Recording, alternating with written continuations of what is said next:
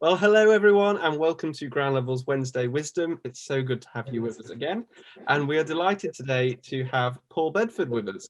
Paul, would you like to tell us a bit about who you are? Hey, I'm Paul. And good to see you, Jason, and everybody online. I'm Paul. I'm pastor of Hope House Church in Barnsley. Been doing that job now for 20 years, though officially 9 years as Hope House Church when we kind of reinvented the church and replanted. And I'm part of the Ground Level team, and I'm here to talk, I believe, today about small groups. You are indeed. So we're going to unpack small groups today. We're aware that everybody calls them something different, whether it's a connect group, a life group, a cell group. So whatever you call it, it's still relatable to you today. We're going to try and stick to small groups today. But if we start calling them other things, my church call them life groups, Paul's call them connect groups. So if we call them something wrong, you still know what we're talking about. So, Paul, would you like to kick us off by just kind of explaining how, kind of over the last year, how small groups have changed for you in your church context, and what is different now to what it was a year or so ago? Yeah, well, like many churches, small groups are the kind of bedrock of what we do. We love the big church setting, but big church depends on small groups, and small groups only really thrive because of big church. And suddenly all of that system has gone. So our regular meetings on Tuesday, Wednesday and Thursday nights of small groups in people's front rooms and gathering, that ended immediately. And so we were stuck with the situation, recognising the importance of small group and that personal connection and belonging to church still being important, but not being able to do that. So we had to begin to make a fairly quick transition to some sort, like everybody else, some sort of online small group. And so that was very special to begin with. Some of it was successful, some not so. But over a period of time, we developed a pretty good continuation of the old form of Connect group, a small group, but online. When all those kind of meetings became impossible and it became difficult to just keep looking at a screen all the time and feeling that there was a personal contact, numbers dropped off. So we invented, with the idea of people being told we could have bubbles at home, we invented bubble meetings to begin with. So we gathered in our main building, as we were allowed to at the time before Christmas in the late summer autumn period, to have bubble meetings. People met in their family bubble groups, and we had one or two of our small group leaders leading sessions and having some fun stuff, but some spiritual input, some support, just some face-to-face connection, all behind masks and screens, and that worked very well. But we felt it had run its course, and then of course everything got tightened back up again. But we still value small groups. So if I'm really truthful, Jason, we began to experiment, and experiment is what we did. I'd love to say we prayed and we had revelation, but we just experimented. And what we realized was critically important was that sense of being noticed and belonging, and as a person, you matter. And a lot of that happens on a Sunday morning over coffee. A lot of that happens when you're just having a conversation in a small group. And we wanted that sense of being noticed as an individual or as a family back at the heart of the church. And so we've introduced a new system with our small groups, where instead of one small group leader looking after a crowd of people and staying in touch and gathering them, we have this new effectively buddy system where we've introduced right across the church hosts. And hosts are people that simply phone up or message every individual in the church at least twice a week. And so a host will have 3 or 4 people that we've asked them to stay in touch with. Not friends, not people that they knew very well before. And in fact, we've mixed up the whole church. So they might be contacting people they haven't normally been in touch with. So we're encouraging that sense of a wider church, a wider belonging, and brand new friendships. And then each small group leader will have 2 or 3 of their hosts in their home group, which allows them to kind of stay in touch with a wider group of people. So it's a little bit like a buddy system, a bit of a chain. And so far, that's working really well. People are feeling noticed, feeling like they're wanted again. And it's allowed our relaunch at Christmas and the last few months, our relaunch of small groups to go really, really well. I think one of the things we've been very pleased about is that, I don't know if you have a question about this later, actually, Jason, but it's drawn in some of the people on the edge of the church that were avoiding being involved in online meetings have wound up feeling they can't say no to an individual phoning them up So reluctantly they've got involved, and then found actually where they were reluctant once, now they're glad to be back involved in the life of the church. So because it's not a church leader contacting them, but somebody they know within the church just saying, hey, how are you? What's happening? Are you joining us this week? What's your week been like? How are the kids this week? All those kind of just really simple, just friendship conversations has drawn the people that were drifted to the edge or had always lived on the edge back towards the centre, which has been really, for nothing else, I think that has been really profitable for us. So I really want to encourage people to encourage their churches to consider that sort of personal one-on-one contact that isn't just from leadership. It's really helpful and fruitful. That's really great, Paul. And you've mentioned that these groups are now quite relational. How would you say, how important is content in the mix of that? I know some small groups, you've got kind of your regimented notes and your discussion points, and you've got to kind of try and squash it all in. And other churches will just approach it as a friendly conversation. How important would you say is content in your small groups? And we really push our church. We have this little phrase that we use all the time: connecting real people to a real God in real life. And real life sometimes means the kids are screaming in the background, or the dog's barking, or it's just been too long a week to want to do a deep Bible study this week. So we try to let our home group leaders, small group leaders, be really flexible on a week-to-week basis. We provide them now with all the materials they could need, which is, we found, because it's an online format, that we're doing little short videos that we're recording with some question, discussion points and prayer points as part of that. And it isn't coming from the usual church leaders. It's different faces around the church that we're helping to produce those and deliver those. And then a small group leader, sorry, I keep calling connect groups, that's ours. A small group leader then can approach that as they want to, because obviously all of our small groups take on individual characters, because we have got one or two that want to do deep intercessory prayer no matter what. So we try to soften them a little bit. We have some people that only want to chill and play games and do online board games, and we try to spiritualize them a little bit.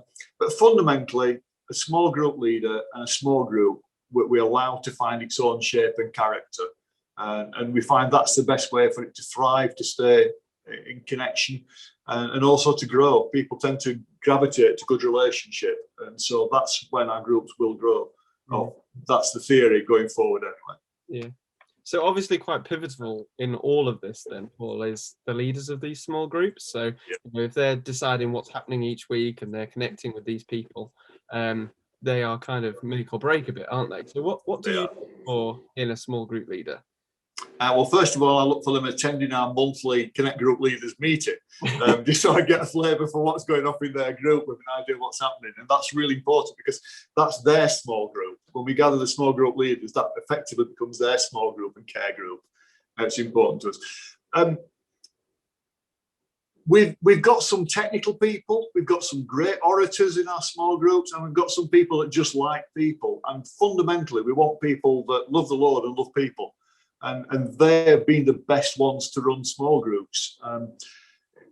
Some of our more practically gifted people, capable people that will perhaps be able to speak or run Zoom sessions or be very efficient and effective in some senses, don't necessarily prove to be the ones that build a relationship. And it's the relationship builders primarily that we try to put into place. So I don't think my home group leader will be watching, because I put myself in a home group as well. Julie and I and my wife, we're part of a home group. So we're kind of leading from the front, saying we think these are important, we'll be in a small group. They're not the most dynamic presenters or speakers online, but they really love people. And they share themselves. They're really vulnerable and open and connect with people. And that makes them easy to relate to. And so that is our priority. So whatever format a small group takes, it really is down to the person leading it needs to like people and want to connect with people. And that's our number one priority. That's great, Paul. That's really good. So you briefly mentioned earlier how kind of the recent changes you've made have drawn some more of the kind of church into small groups a bit more. Yeah. But have you got any other nuggets of wisdom or kind of other ideas on how to get people in the wider church engaged in small groups? We push them constantly. We never don't talk to them about small groups. And we've really shifted the whole format of church. I know a lot of churches through this period have tried to make some sort of online version of what they were in person. And we decided very quickly that wasn't realistic. You can't mechanically reproduce. It felt like watching TV rather than being part of something. So we really try to create constant conversation around church. So even our Sunday mornings are really an extension of our small group. So we're doing a similar theme series on a Sunday morning to the ones we're doing in our small groups midweek. So all the time we're online, we're encouraging conversation. So we do the bulk of our stuff through Facebook and YouTube, and we encourage people to be commenting and having conversation right throughout our Sunday morning. And the same would happen in our midweek gatherings. And in fact, we do now prayer meetings as well, which follow a similar format, where we're encouraging people to just be texting in or messaging in and having conversations throughout. And we do some fun online stuff as well, where again, we're referring to stuff that is happening midweek. And we've just had to accept that social media matters right now. So a lot of our small groups prioritize their presence on social media, whatever format that might take. For some, that's Messenger, for some it's Facebook, for some it's WhatsApp, Twitter, and Instagram. That they're all using different formats. And we tried to say to a home group leader, where are you comfortable? Because if they're comfortable, their small group will become comfortable in that setting. And they can also help people do that. And that hasn't excluded people. We have got some of our very oldest members. We're generally quite a young church. Well, when I say young in comparison to me, but we have got some older people, and they've engaged thoroughly with that, and so they found themselves online and discovering Instagram and Facebook and connecting and talking in that setting as an extension of the small group gathering that happens midweek. And I think that's really important. It's no longer just a midweek gathering. It's a small group that exists 7 days a week. And that's been really critical. And that's why the host system is also the kind of lifeblood, the grease of that keeps the wheels turning. It can't just be, we gather on Sunday, we gather midweek, and we gather to pray. It's got to be a permanent 24/7 relationship. And that's what it's proving to be.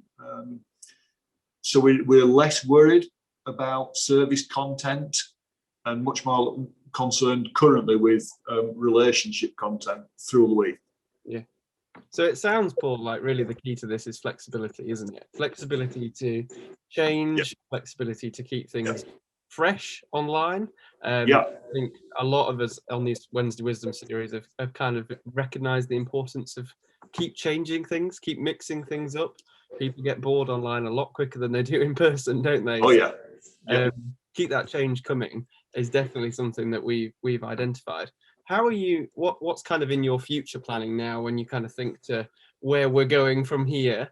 But particularly, I suppose, in this conversation for your small groups, where are you thinking this is going to lead you to over the next few months? Yeah, I think I think you've got a 2 to 3 month window in which you've got to pivot and shift things creatively at some point within that window. Anything more than 2 months and it's getting tired, 3 months and it's very likely dead. So it doesn't mean you have to scrap everything, but there has to be some sort of sense of change and momentum. I think what we're looking forward to now is exploring how we begin to gather, as we've got this new government roadmap to unlocking. We're realising that perhaps people will not want to meet in one of those front rooms immediately. So we are looking to explore how we can give a sense of intimacy within our main buildings. So people might gather in our main buildings.